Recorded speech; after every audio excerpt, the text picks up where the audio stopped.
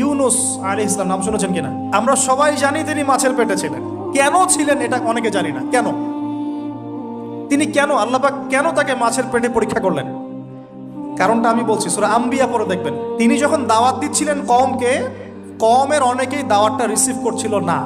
একটু রাগান্বিত হয়েছেন তিনি, সামান্য একটু রাগান্বিত। আমরা হয়ে যাই না এখন? আরে কতদিন থেকে দাওয়াত দিই, মানুষ কথাই শোনে না।